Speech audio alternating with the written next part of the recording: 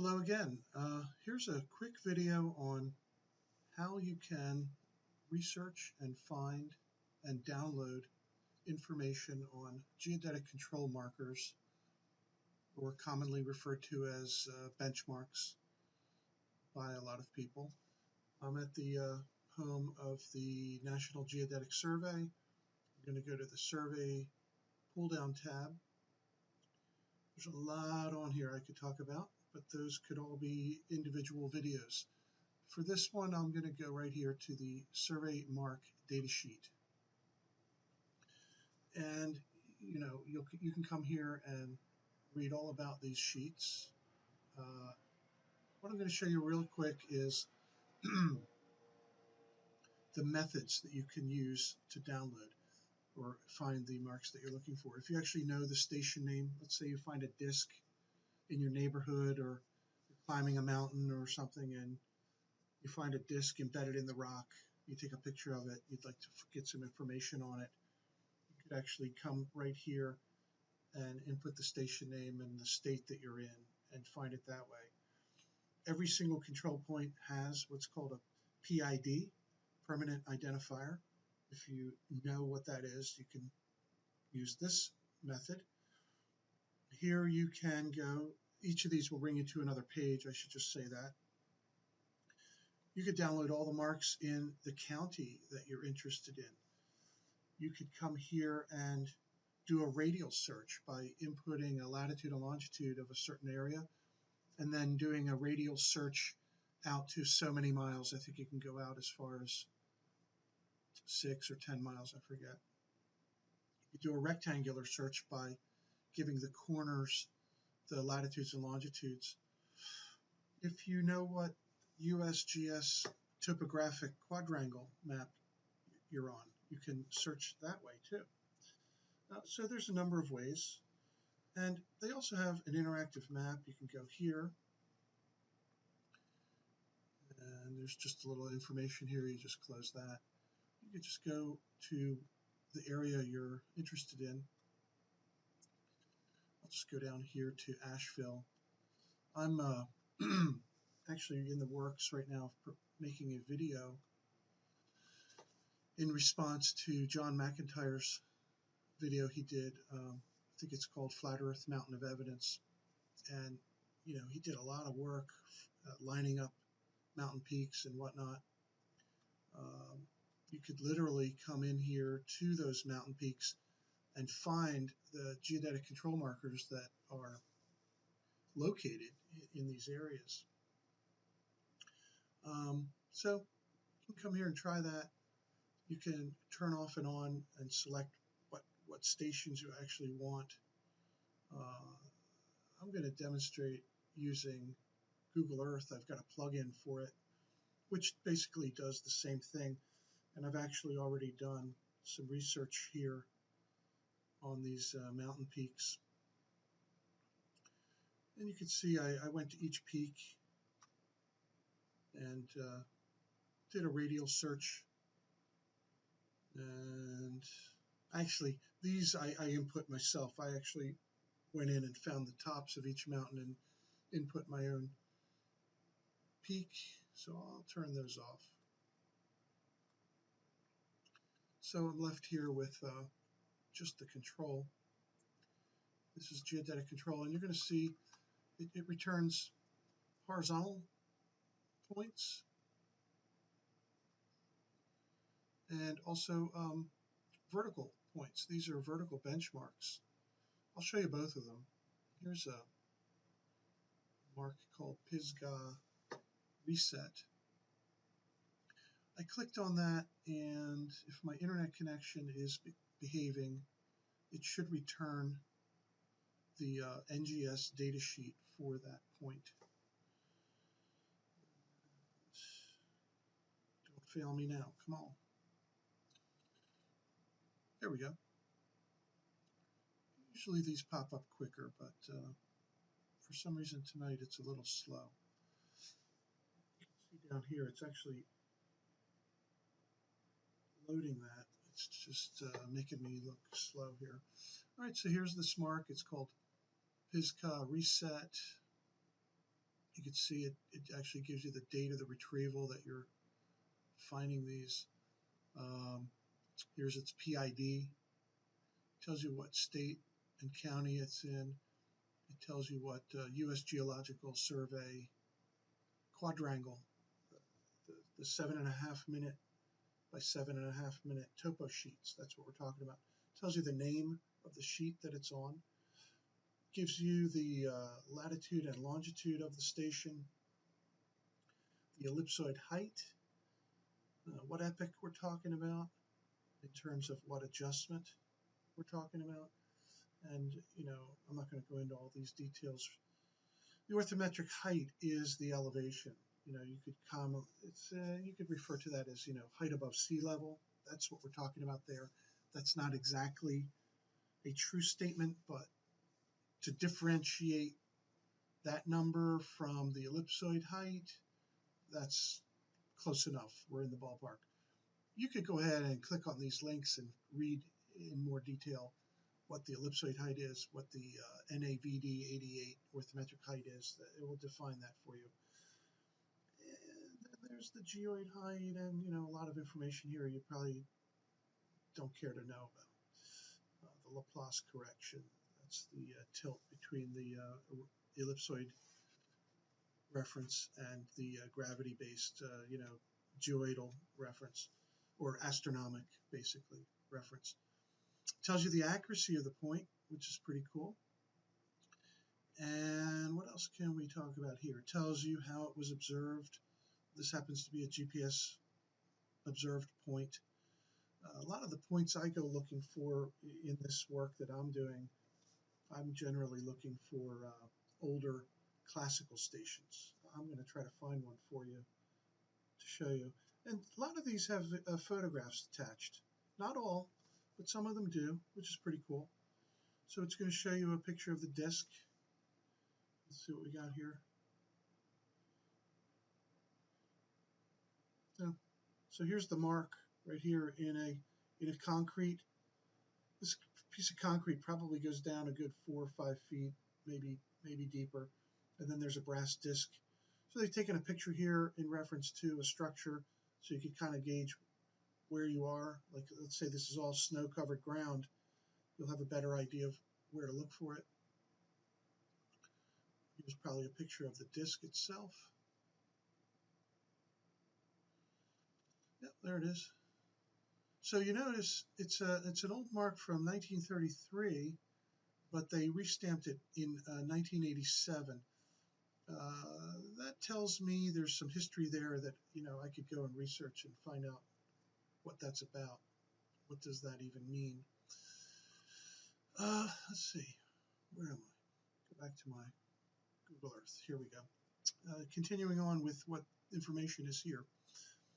So you have your geographic latitudes and longitudes on the NAD 83 datum, and you also have the state plane coordinates for North Carolina. Every state has a state plane coordinate system, which is you could consider flat. It's not actually flat. It's a developable mapping surface. It's either a conical projection or a cylindrical projection, a transverse Mercator projection. And then also UTM, which is a universal transverse Mercator projection. It's cylindrical. So there's the coordinates there. And the units, meters or feet. Here we have other stations that were visible from this particular station. And they'll give you the distance to those stations. And here's some history. The station actually goes back to the old NAD 27.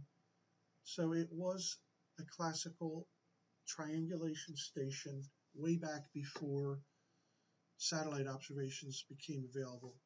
And so it has history here. So yeah, it goes all the way back to 1933. So there's the first description by the U.S. Coast and Geodetic Survey in 1933. So you can follow the history. Each time it was recovered, each time it was reobserved. you know, it's a nice, this is a good look. This station has some good history to it. It's pretty cool. And this is the last note. It's the most important, I think, if you want to find it. It's going to give you the recovery date and if it was found. A lot of times you'll come down here and it says not found, mark not found, destroyed. You know, the disk is removed. There's just a little copper divot there or a little hole, you know, because someone wanted to make a belt buckle out of the disk. So anyway, that is what a data sheet looks like.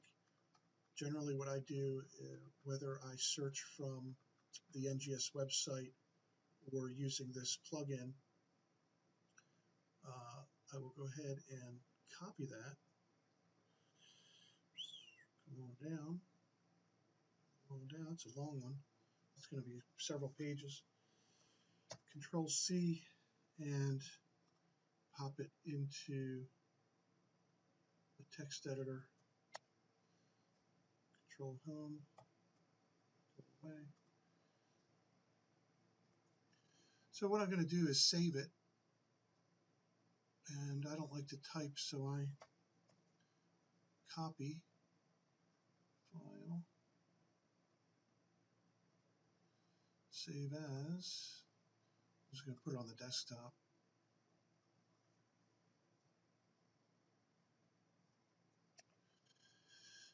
And I just save it as the name.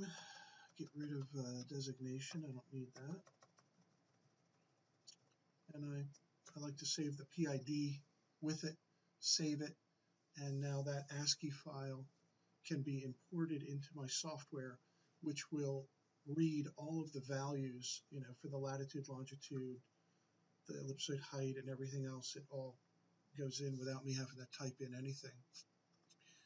And I'll go back to Google Earth. Hey, let me show you how this plugin works. I noticed that John mentioned in his comments that he's planning another experiment somewhere. So that, you know, hopefully this is useful to him. I use this all the time to research the control in the areas that I want to do my tests and experiments in. So what I'm going to do is fire up this little plugin. It's basically doing the same thing as what the NGS interactive map is going to do, except it's going to save it as a KMZ file for me. And I have the option to do a radial or rectangular search or search by county. I always use the radial. I hone in on the area that I want. I certainly don't need 6 miles. I'll just do like a 4-mile search. You have your choices of what station types you might be looking for or what accuracy of the station. I'm going to leave it as any type and say OK. And now it's going to go ahead and actually go to the NGS database and do some magic searching and come up with all the stations in that little area. So it's pretty cool. And I find this very useful. Here, I showed you a horizontal mark before. I'll show you a benchmark. It's basically, you know, the data sheet's going to look the same, but you'll notice a couple of differences.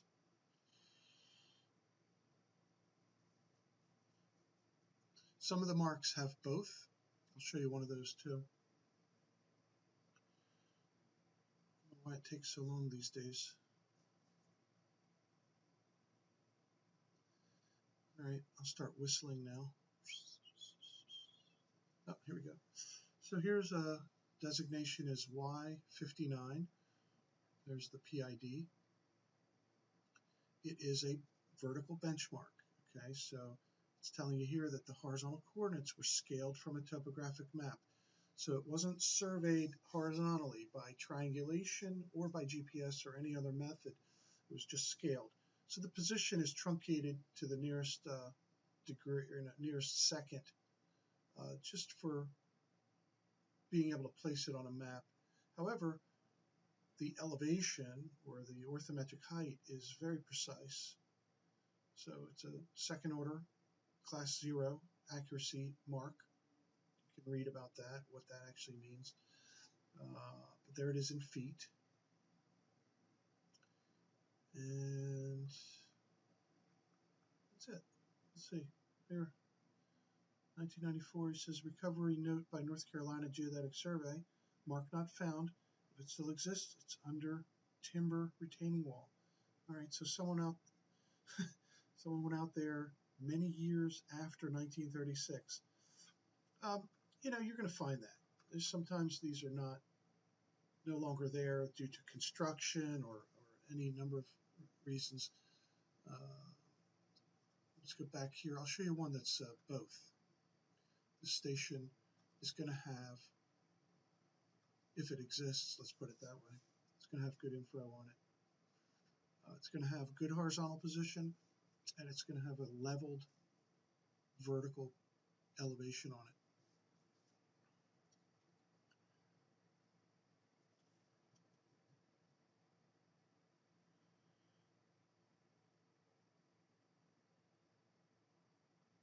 And here it is. Oh,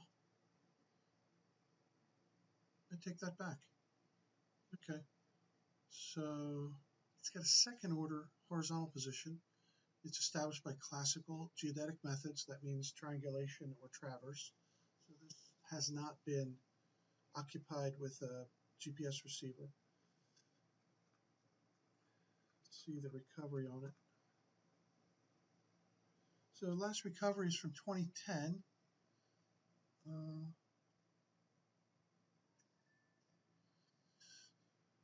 Mark is mounted in a retaining wall along the right side. So, yeah, it might still be there. Chances are it's still there.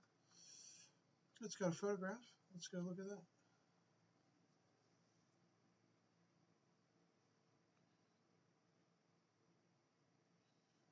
Several. Let's do the last one.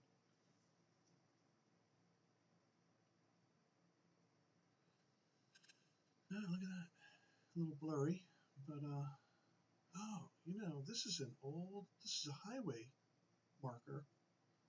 Okay, so you'll find that these discs are put in by different agencies. It could be Corps of Engineers, could be USGS, that is the U.S. Geological Survey. It might be the old former U.S. Coast and Geodetic Survey, or it might be National Geodetic Survey, or like in this case, a State Highway Commission. It's interesting. There it is. Here's a picture in reference to some, object. Here he is telling you it's in this retaining wall right here. Yeah, you should be able to find that no problem. Pretty cool. I might as well go ahead and show you this too.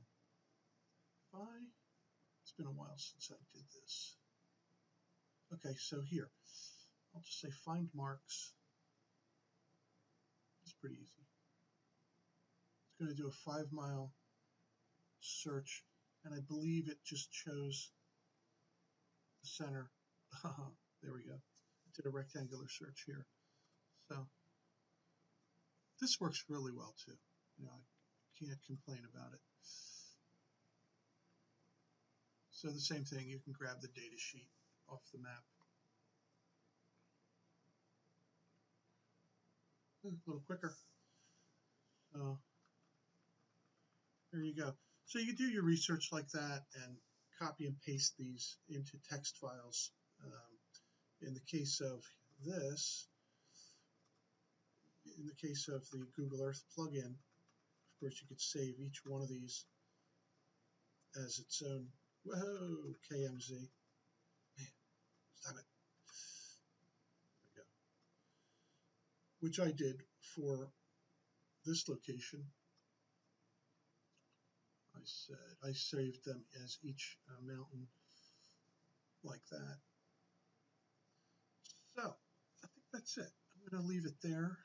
Geodetic control is all over the place. It's handy, It's it is what was used to locate everything else. So if you're talking about the heights of mountains or other land features, those elevations were determined somehow, and basically, these are the control points used as references to locate everything else. So might as well go back to find these. And I noticed he used an altimeter in the car he was riding around with.